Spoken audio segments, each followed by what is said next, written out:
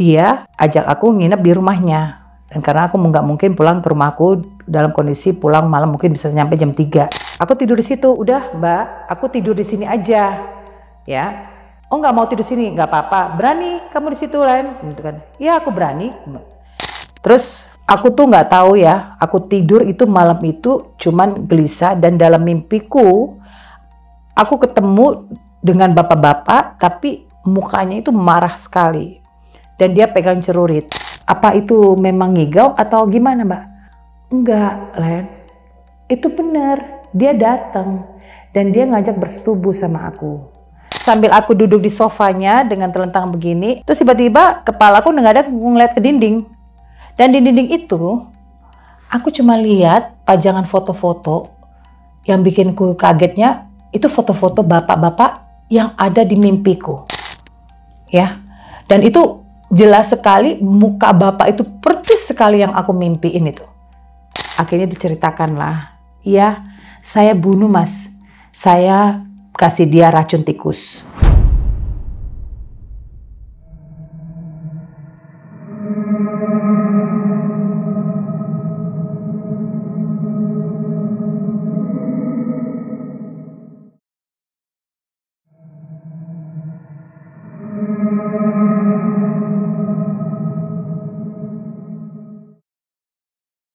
Selamat malam. Baik Bang Nardi. Terima kasih nih sudah hadir dan mau membagikan sebuah kisah nih ya. Dan kejadian ini di tahun 2000. Tahun 2003. Ini kejadian ya pertama kali yang aku alamin.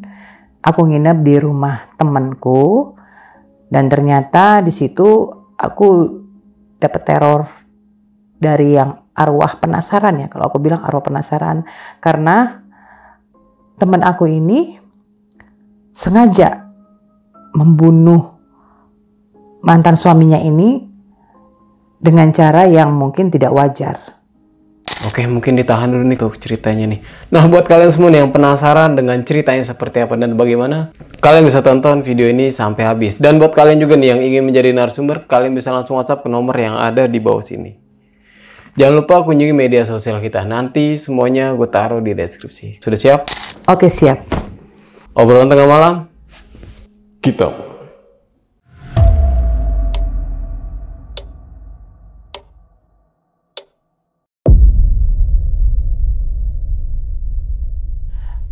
Kalau ceritanya itu ya mungkin kalau kita bilang orang yang mendengarkan mungkin berpikir ini cerita-cerita konyol atau cerita-cerita orang yang ngadi-ngadi ya.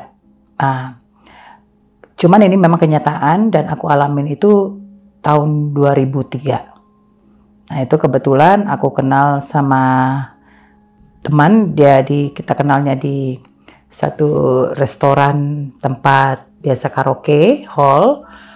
Nah kita itu jadi setiap kali yang suka datang ke situ, yang member-member situ mungkin mereka suka bikin kayak komunitas. Nah karena aku sering ketemu, sering jumpa, waktu itu aku pergi ke satu tempat karaoke juga, tapi di daerah Parung. Nah kebetulan kita di sana pulang jam 1 malam. Karena udah kemalaman aku pulang, jadi temanku ini, Mbak R, dia ajak aku nginep di rumahnya. Dan karena aku nggak mungkin pulang ke rumahku dalam kondisi pulang malam, mungkin bisa nyampe jam 3 ya kan dari Parung itu. Jadi akhirnya aku nginep di rumah temanku R ini. Kebetulan dia single mom. Nah terus malam kita sampai di rumahnya itu paling sekitar jam 2, setengah 3 lah ya. Setengah 3 kita cuma berdua.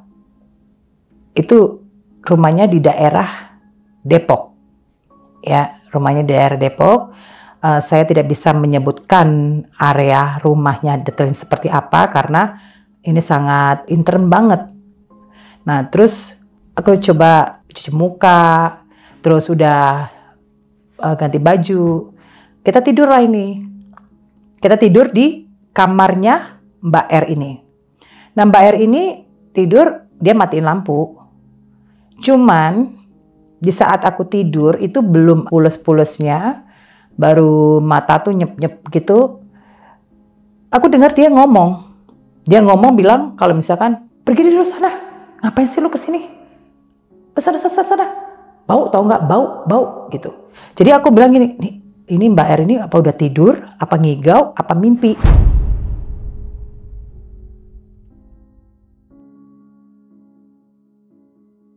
Aku cuman nggak ngubrisin, paling juga dia ngigau udah tidur duluan gitu. Akhirnya aku tidur. Nah besok paginya aku nggak bertanya kenapa dia semalam kenapa ya, karena aku pikir dia mimpi atau ngigau lah. Nah terus besoknya kita pergi lagi dan kita ngobrol biasa-biasa. Malamnya kita pergi ke karaoke lagi. Ya biasa kalau misalkan kalau weekend ya kita selalu cari hiburan lah gitu.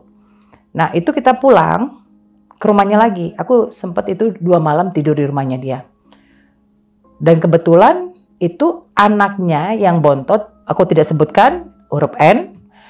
N ini pulang. Jadi tadinya dia ngekos di Ben Hill. Ya kan? Nah terus dia bilang, udah, Lain kamu tidur di sini aja. Oh enggak Mbak, aku tidur di situ. Jadi itu model rumahnya tuh kayak rumah-rumah BTN ya, yang 2 kamar. Jadi aku tidur di kamar anaknya yang laki-laki. Karena kebetulan anak yang laki-laki itu lagi di Jogja. Aku tidur di situ, udah Mbak, aku tidur di sini aja, ya. Oh nggak mau tidur di sini, nggak apa-apa. Berani kamu di situ Lain, gitu kan? Iya aku berani. Terus udah aku tidur di situ sendiri di kamar itu, paling ukurannya 2 kali 1,5 lah ya kamarnya anak laki-lakinya ini. Nah aku tidur itu cuman ada 1 kasur, kasurnya di bawah. Terus aku tuh nggak tahu ya, aku tidur itu malam itu cuman gelisah dan dalam mimpiku aku ketemu dengan bapak-bapak tapi mukanya itu marah sekali dan dia pegang celurit. Aku cuma bilang gini, ini bapak-bapak kenapa marah-marah sama aku? Dia lari-lari dan aku masuk tuh kayak masuk ke gedung yang sudah tidak terpakai lagi. Aku naik itu tangga lari-lari setinggi-tingginya itu bertingkat-tingkat, nggak bisa. Sampailah aku di satu ruangan itu kosong tapi cuma ada tempat tidur. Tempat tidurnya itu seperti tempat tidur besi yang di rumah sakit, cuman agak lebar. Ya, nah terus aku naik tuh ke tempat tidur itu, jadi terjebak di kamar itu. Dan bapak-bapak itu sampai tetap dengan mata melotot dan dia ngacung-ngacungin celuritnya sampai aku tuh ketakutan banget ya. Aku bilang itu ya, gue mati nih. Itu aku pikirnya seperti itu. Nah terus tiba-tiba ada perempuan tua, ibu-ibu, dia rambutnya sebahu, tapi itu uban semua. Dia nunjuk begini sama bapak-bapak itu supaya jangan ganggu aku dengan marah. Nah aku bilang gini, ini siapa? Aku nggak kenal. Setelah itu aku terbangun, ya. Aku terbangun. Di situ aku bangun itu sekitar jam 8:30 pagi lah. 8:30 pagi. Aku duduklah di ruang tamu sambil masih ini ya ngantuk-ngantuk begitu. Mbak R ini bilang, Len, gimana? Enak tidurnya? Aku kasih tahu, iya Mbak. Sambil aku duduk di sofanya dengan telentang begini, terus tiba-tiba kepalaku menghadap ngeliat ke dinding. Dan di dinding itu, aku cuma lihat pajangan foto-foto yang bikinku kagetnya, itu foto-foto bapak-bapak yang ada di mimpiku. Ya, dan itu jelas sekali muka bapak itu persis sekali yang aku mimpiin itu. Nah, aku langsung tanya ke anaknya pas waktu dia nganterin teh manis buat aku kasih minum. Terus aku lihat, Dek, itu foto-foto siapa? Itu foto bapak. Oh. Dan yang aku tahu bapaknya itu sudah meninggal. Nah, aku bilang gini, kenapa yang aku rasain, kenapa dia ada dalam mimpiku? Tapi aku nggak bertanya. Cuman yang Mbak R ini temen aku, dia cuma tanya, gimana Len, enak tidurnya? Aku cuma bilang, iya enak. Terus udah begitu, setelah dia selesai jahit, kira-kira 1 jam, dia langsung kita ngobrol. Aku bilang sama dia, Mbak, aku mau nanya, ini kenapa bapaknya meninggal? Kejadiannya sama bapaknya anak-anak ada apa sih? Itu temanku itu dia jawabnya dengan muka yang kayak orang yang gimana ya, nyantai. Terus dia berbicara seolah-olah kayak nggak ada beban. Ya, mungkin kalau gue ceritain lu nggak percaya kali, Len, gitu kan. Nah, kenapa? Ada apa? Nah, aku cuma bilang aneh aja. Emang kenapa? Lu didatengin ya, gitu. Nah, aku kok bingung kenapa dia bertanya seperti itu. Nah, tadi gue ceritain ya, Mbak Eri itu cerita seperti itu. Nah, terus akhirnya dia menceritakan kisahnya itu kenapa sampai dia melakukan hal yang mungkin di luar dugaan kita gitu. Dan itu aku nggak nyangka sama sekali.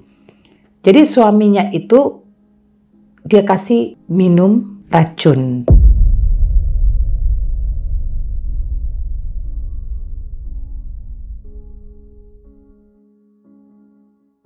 Ya, dan aku bertanya, Mbak itu serius? Iya, gue kasih dia minum racun tikus. Mbak gak takut? Gak kasihan? Gue udah capek. Gue capek, Ren. Selama hidup gue berumah tangga, gue gak pernah bahagia. Yang ada gue cuman ngerasain sakit, gue dibohongin, gue istilahnya kena KDRT. Jadi gue capek, jadi gue ambil kesempatan ini di saat dia sakit. Jadi dia cerita awalnya, dia kan tukang jahit ya, dia punya kerjaan menjahit. Nah, kenalah, dipikir yang suaminya ini selalu datang bawa mobil bagus. Nah, mengakunya ke Mbak R ini kalau itu adalah mobil dia. Dan dia niat mau ngelamar Mbak R ini. Mbak R mungkin berpikiran dia ekonominya bagus dan baik. Tapi ternyata tidak. Ternyata dia cuma sekedar sopir. Dan itu mobil majikannya. Nah, kalau misalkan dia berbicara jujur kan mungkin Mbak R-nya nggak mau. Nah, Mbak R ini berpikir kalau misalkan dia menikah dengan suaminya ini, dia bisa memperbaiki ekonomi keluarganya. Nah, setelah menikah, baru dia tahu kalau almarhum suaminya ini udah ngebohongin dia. Suaminya ini mungkin punya kebiasaan, dia suka judi, suka main togel ya, waktu zaman-zaman dulu kan main togel kayak porkas gitulah ya kan. Nah, terus dan satu lagi mabuk, main perempuan, setiap hari setiap malam seperti itu. Yang ada nggak ngasih uang, kesel. Mbak R ini kesel, tapi ya mau nggak mau karena dia sudah menikah. Dan akhirnya mereka punya anak 2, laki-laki dan perempuan, N dan A. Nah, jadi di sini Mbak R ini bertahan. Cuman yang ada dia bertahan dengan kondisi setiap kali kalau almarhum suaminya ini pulang, mabuk, itu suka marah, main tangan, dipukul. Jadi menerima siksaan lah, KDRT dari almarhum suaminya ini. Sebelum dia meninggal itu, dia sakit-sakitan dan sempat dirawat di rumah sakit, mungkin ada sampai 2 bulan ya. Nah, akhirnya keluarganya memutuskan untuk dirawat di rumah saja. Setelah pulang ke rumah dirawat, Mbak R ini mungkin berpikiran, kamu udah istilahnya nyakitin aku. Belasan tahun kamu hanya memberikan satu yang gak bagus. Jadi yang ada dia nggak pernah mendapatkan kebahagiaan selama berumah tangga dengan almarhum suaminya ini. Dia cari uang sendiri dengan hasil jahitannya itu dia buat hidupin anak-anaknya. Nah, setelah itu pas sakit, ditaruhlah biasa tempat tidurnya dia itu di kamar yang aku suka tidur. Yang aku tidur itu malam itu. Nah, di sini dia nggak bisa punya kemampuan untuk apa-apa, jadi cuma tidur, makan pun harus disiapin, mandi dimandiin, ya karena kayak seperti sakitnya itu sakit yang udah kayak mau stroke gitu ya. Nah, terus timbullah pikiran dari Mbak R ini, dia mau akhirin, dia udah capek, ya kan? Kalau misalkan dia mungkin nunggu sampai dia mati, kapan? Berapa lama lagi? Jadi suatu pagi itu dia ambil keputusan. Dia kasih itu, biasanya suka ini almarhum suaminya suka minum teh manis. Nah, teh manis ini pagi-pagi dikasih, cuman untuk hari itu dia kasih racun tikus. Ya, nah terus dia cuma duduk posisinya tuh mungkin dari kamar, posisinya ini Mbak R itu ruang tamunya, sofanya dia duduk. Nah nanti mungkin jaraknya sekitar ada 5 meter, itu kamar, pintu kamar. Pintu kamar itu bisa langsung ngeliatin dia pas lagi tidur, ya kan. Nah diintipin, terus bentar diintipin, oh belum. Diintipin lagi, oh belum. Terus sudah gitu akhirnya itu dia minum. Dia bilangin, "Pak, itu teh manisnya. Minum aja dulu." Nah terus setelah dia minum, gak lama kemudian dia lihat sudah gak gerak lagi. Sudah diminum kan. Nah, setelah dia minum, dia samperin ke kamar. Mungkin dicek, panggil, ternyata udah gak ada. Keluar busa gak itu Mbak R? Ada, Len, ada. Gitu kan. Terus gak takut kalau misalkan ketahuan. Gue langsung cuci gelasnya, gue buang. Keluarganya gak nanya. Ya kan keluarganya tahu kalau misalkan memang dia udah sakit lama. Jadi nggak ada pikiran jelek karena mungkin udah ajalnya kali. Nah setelah itu aku berpikir ini kenapa sampai seperti itu ya? Itu yang dia ceritain. Ya gue udah capek Len. Jadi kalau lu mau nanya ya gue udah capek. Ini caranya satu-satunya gue bisa tenang. Tapi setelah itu, setelah dia dikuburin, dimakamin, itulah awalnya dia mengalami teror. Ya yang setiap hari dan bukan cuman dia aja. Dan yang aku alamin itu bukan sampai malam itu. Jadi malam kesekian kalinya aku main ke rumahnya dia dan kebetulan itu sama mantan suamiku. Kita tidur di kamar itu juga. Cuman aku tidak menceritakan ke mantan suamiku cerita kejadian ini karena aku pikir kan aku menjaga nama baik Mbak R ini. Karena aku udah capek ngantuk, aku tidur duluan. Sedangkan kasurnya kan cuma satu kecil. Jadi suamiku itu, mantan suami, dia nggak tidur. Tapi aku pas tidur, aku sempet ngendusin. Aku ngendusinnya itu karena apa? Pergelangan kakiku itu dicekel keras sama mantan suamiku. Nah aku pikir ini kenapa? Tapi posisi duduknya mantan suamiku itu, jadi kalau misalkan aku ini kepala aku, ini kasur, kakiku ya pegang. Dan suamiku tuh ngebelakangin, jadi posisinya begini. Nah itu yang aku bilang, aku pikir dengan mata ngantuk, aku masih bilang ini kenapa aku nggak tidur. Pas subuh, aku bangun, baru mantan suamiku cerita. Kowe berasa opora? Ya, berasa apa? Iyo, tadi ada yang memasuk ke badanmu.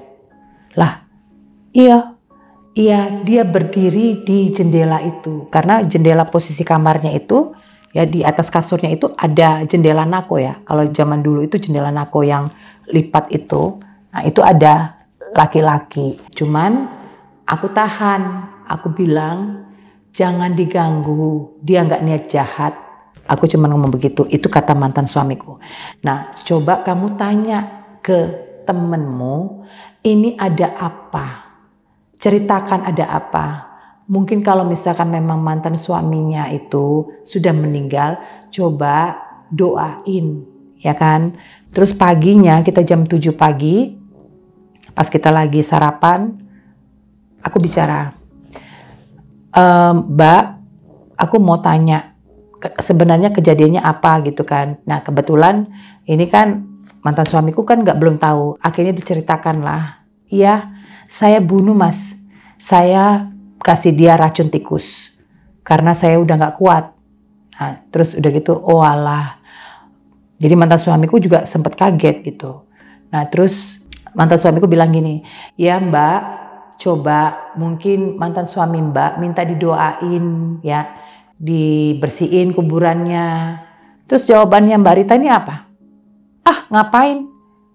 Orang dia ini karena kebetulan mantan suaminya ini ya berbeda agama. Nah karena Mbak R ini agamanya Islam.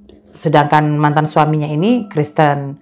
Nah jadi dia bilang kalau misalkan sekarang percuma mas kalau saya doain juga gak bakalan nyampe. Itu kan ngomongnya, itu menurut kepercayaan dia lah ya seperti itu. Nah terus ya tapi yang tahu sampai ataupun tidak kan itu kan cuma yang di atas. Jadi kalau misalkan ini ya saya cuma saranin mendingan Mbak R coba untuk minta maaf ataupun doain ke kuburannya, bilang begitu. Nah terus itu yang dialamin besoknya itu aku coba untuk nggak mau membahas lagi.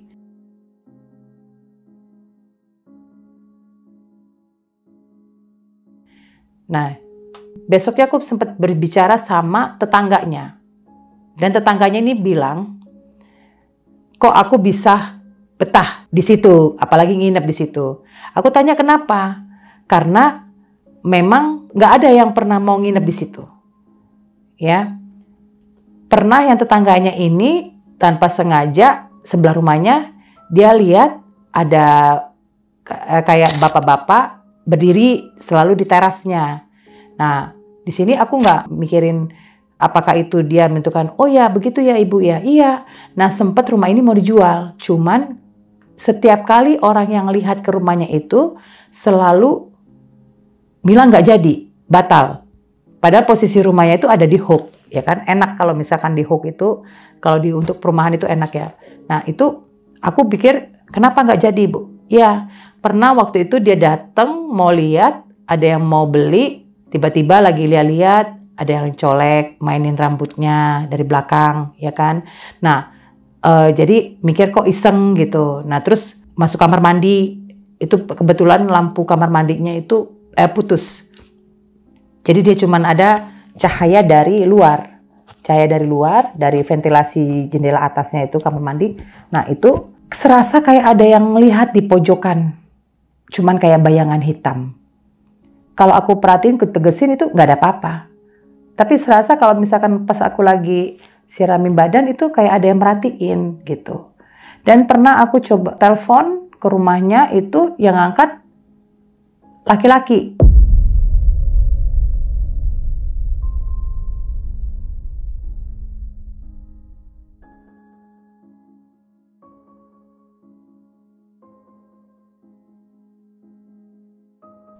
Yang angkat laki-laki. Nah aku pikir itu si A anaknya, kan karena anaknya cowok lagi ada di rumahnya. Terus bilang kalau misalkan Mbak R ini nggak ada di rumah, ya kan. Nah cuman aku pikir kok ini suaranya kok dewasa banget. Oh ya sudahlah, aku nggak membahas itu karena aku belum tahu ceritanya itu seperti ini. Nah terus pas udah ketemu aku bilang, Mbak tadi aku telepon loh ke rumah. Oh iya tapi dibilang katanya Mbak nggak ada. Siapa yang kasih tahu? Dia gitu kan. Aku nggak tahu, pokoknya ini deh cowok, aku bilang begitu. Oh mungkin si A pulang kali ya, tapi kok nggak ngabarin gitu. Nah terus Mbak R ini biasa mereka sama anak-anaknya, kalau pergian kunci rumahnya itu suka ditaruh di bawah keset kaki. Ya, jadi kalau misalkan siapa yang pulang bisa masuk gitu. Pas Mbak R pulang, dia ketok-ketok, dia panggil Mas, manggil anaknya, Mas, gitu. Tapi kok nggak ada yang nyautin dan nggak ada yang bukain pintu. Dan dia coba cek ke keset kakinya, itu ada kuncinya. Berarti siapa yang tadi yang telepon, yang angkat telepon, ya kan? Sedangkan anaknya nggak pulang, anaknya ada di Jogja. Nah, pas yang aku telepon itu berarti itu suka diisengin sama arwah dari mantan suaminya ini. Nah terus kadang aku tanya sama Mbak, waktu kemarin Mbak tuh kan aku pas pertama kali nginep itu Mbak kenapa ngomongnya kayak orang ngigau sampai ngomong pergi sana bau gitu kan. Nah aku pikir gini, apa itu memang ngigau atau gimana Mbak? Enggak Len, itu benar, dia datang dan dia ngajak bersetubuh sama aku. Nah jadi aku mikir, iya serius, iya, cuman dia bau banget, busuk bau banget. Saat itu aku mungkin pikir kamarnya itu jadi kayak bau-bau kapur barus ya, kapur barus yang warna putih. Itu seperti itu bau-baunya, tapi kapur barus tapi yang udah ditaruh di jenazah ya, di mayat gitu. Itu baunya seperti itu. Jadi aku mikir, oh ternyata ini yang dialamin. Yang aku lihat, dia ternyata diteror terus dan terus. Anak-anaknya pun sebenarnya tidak terima dengan kelakuan dari perbuatan dari mamanya. Tapi mereka nggak bisa apa-apa. Saat itu kan anak-anaknya masih umurnya tuh baru di bawah 20 tahun ya. Jadi nggak berani mengucap. Dan sampai sekarang rumah itu terbengkalai lah. Tidak dihuni lagi karena dijual pun nggak laku. Dijual pun nggak laku. Dan yang aku pernah ketemu waktu itu 5 tahun yang lalu, itu Mbak R ini kayak orang stres. Jadi kalau dibilangin, dia tahu kita, dia ingat kita, tapi dan perawakan itu kayak orang-orang gimana sih? Orang stres, orang depresi begitu, kurus gitu. Jadi dia terbebani dengan hal yang meneror dia karena perbuatan dia sendiri begitu. Dan aku hanya bilang mendingan dia sekarang dia mengakui, tapi dia nggak mau. Tapi dia tidak ada merasa bersalah, berdosa. Jadi Mbak R ini pun merasakan puas dia melakukan hal itu. Jadi aku nggak tahu apakah dia sakit jiwa atau gimana, aku nggak ngerti. Yang pasti kalau kita lihat dia seperti orang normal. Tapi kalau bagiku sih ya, dengan kondisi begitu, aku mikir dia udah sakit jiwa. Makanya mantan suamiku bilang, lebih baik jaga jarak karena kita nggak mau nanti itu jadi masalah ataupun kita kebawa-bawa begitu. Dan aku nggak berani untuk melaporkan ataupun bilang kejadian ini karena bukan kapasitas aku. Itu.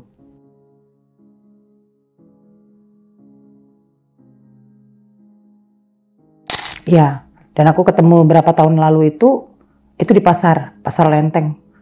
Aku pun kaget ngeliatin. Cuman dia kayak orang, kayak oh ya, nggak seperti hai gimana, nggak seakrab kita dulu gitu.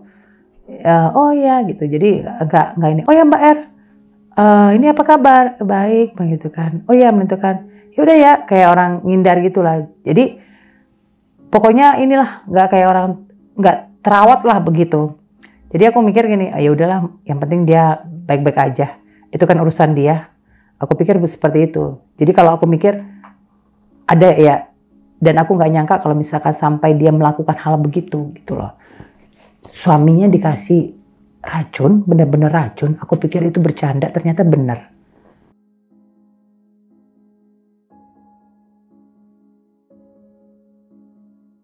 Tahu, anak-anaknya tahu. Cuma kan mereka nggak bisa ngomong apa-apa. Karena mereka melihat juga mamanya suka dipukul. Ya kan? Jadi serba bingung gitu. Mungkin mereka tahu apa yang dilakukan mama itu salah. Tapi mereka juga udah capek juga melihat mamanya dipukul, ya kan? Dan temperamen bapaknya, jadi anak-anaknya itu kayak mungkin tekanan batin itu.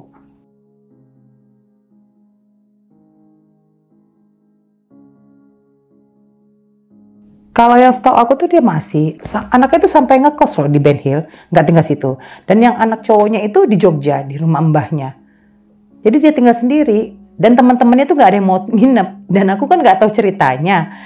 Nah aku, iya aja, aku pikir udah deket gitu kan, main ke rumahnya, ataupun nginep pas waktu malam, udah kemalaman. Tapi ternyata kejadian seperti itu. Ya kan, itu yang belum aku jelaskan tuh, pas waktu aku selesai mandi, aku bilang gini, Mbak, aku cari sisir ya. Aku cari sisir. Oh ya, ada. Bantu pinjam sisir ya, Mbak. Gitu kan. Iya. Pas aku cari-cari sisir, yang lucunya, itu kan pas di dalam mimpiku, itu bapak-bapak itu bawa-bawa cerurit. Itu di meja belajar, anaknya itu ada cerurit, ya paling ya segede gini lah ya ceruritnya. Tapi minimal itu kan cerurit bentuknya. Bener-bener cerurit, tapi dia kecil. Cuman aku mikirnya, kaget, itu sempet kaget, kok pas gitu ada cerurit sama-sama di mimpiku gitu.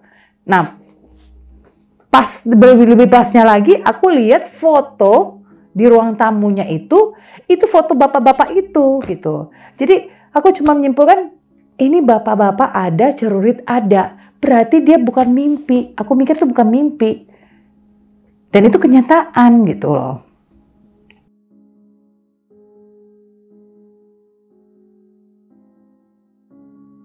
Ada satu, dia ini apa, Kak H ya, itu dia tahu banget.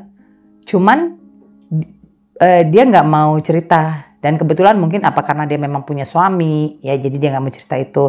Tapi tidak pernah nginep, paling juga cuman main, sekedar main. Itu memang rumahnya tuh kalau kita lihat ya, nggak siang pun itu auranya beda. Kalau aku kan orangnya gini, aku bisa merasakan tapi aku nggak bisa melihat gitu loh.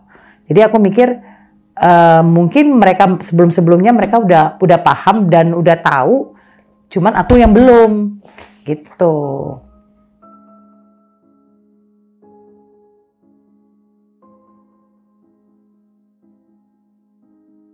Kenapa suami aku itu jangkaramin kaki aku itu kan aku tanya kenapa kok itu loh gini, kenapa di ini paham itu kan, kamu sadar nggak tadi kakimu itu tak cekel itu kan. Nah bilang tuh kan, ya kenapa? Iya dia coba untuk masuk ke badanmu, dia coba untuk masuk ke badanmu dan cuman aku bilang kita nggak tahu apa-apa, kita nggak ada niat jahat, jadi jangan diganggu. Itu.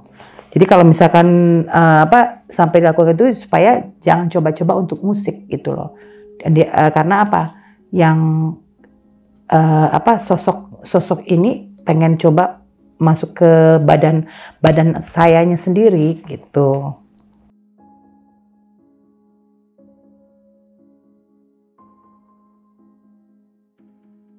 Kayaknya dia, aku nggak tahu ya cuman dalam mimpiku itu bapak-bapak itu nggak tahu kenapa dia marah sekali, marah sangat lah sama aku, ya kan?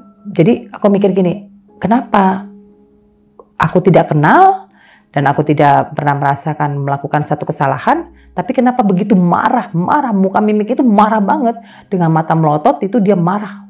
Nah terus itu pas hari yang berikutnya, dia coba untuk masuk ke badan aku, ke raga aku, entah mungkin dia nggak suka sama akunya atau karena aku tidur di tempatnya dia, ya kan, bekas dia terakhir mengembuskan napas, atau mungkin ada yang mau dia sampaikan itu.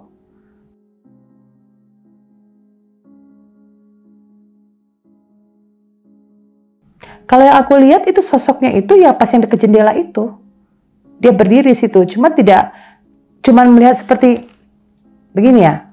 Tidak ada istilahnya gerak apa gimana, cuma ngeliatin aja.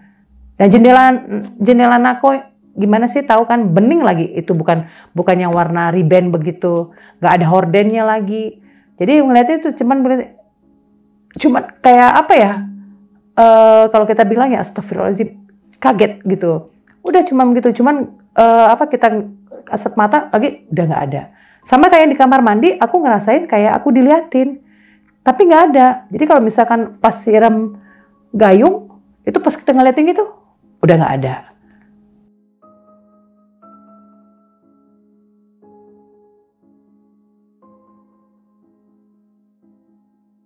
Jadi kalaupun posisi rumahnya itu, ya itu posisinya itu kan masuk komplek, itu dia blok, itu dia bagian hook depan. Ya jadi pagarnya itu kayak bonsai, depannya bonsai. Nah, jadi kayak ada jalan setapak buat ke teras, terus paling tipe rumah ukuran 3x6 apa 72 ya? Apa berapa sih itu kalau 72 ya? Segitu. 2 kamar, ruang tamu, terus ada ruang nonton, terus sama dapur sekalian makan. Terus untuk jemur pakaian yang atasnya bolong ya. Nah itu, jadi posisi kamarnya itu ini kamar, dan di tengahnya sini kamar mandi. Jadi kamar mandi di antara 2 kamar itu pintu berhadapan-hadapan, ini kamar mandinya di tengah. Nah kalau posisi kamarnya itu, kamar yang aku tidurin itu pintu kamar itu meja belajar, ya. Terus ada kayak rak lemari, pakaian, kaca, jendela. Jadi kalau misalkan di posisinya ini lemari rak, terus di sini meja belajar, di sini pintu, nah di sini kasurnya, nah di situ baru jendelanya. Itu.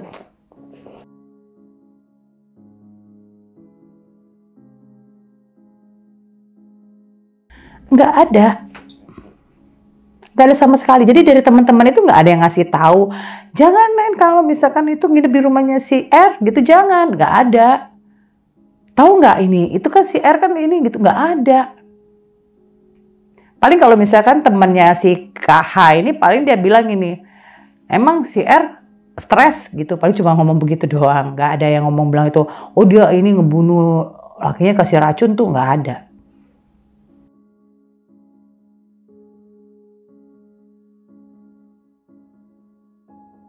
Nggak pernah. Saya takut itu, benar. Itu aja saya pertama kali ya itu sampai nyium bau-bau ya. Kalaupun kita bilang kapur baru sama campur mayat, gimana sih ditaruh di mayat, pasti aromanya tuh bau gimana ya, bangkai enek gitu. Nah terus kedua, aku dimimpiin, didatengin lewat mimpi. Dan yang ketiga, coba untuk masuk ke badan aku, tapi kayak dicekal, tahan gitu. Nah sampai ngeliatin yang kejadian yang di kamar mandi, ngeliat sosok hitam, terus yang di jendela dia berdiri. Nah jadi aku bilang udah nggak mau gitu. Mungkin kalau sekarang aku terselamatkan, besok-besok aku nggak tahu gimana gitu. Jadi udah, jadi aku jaga jarak dari situ.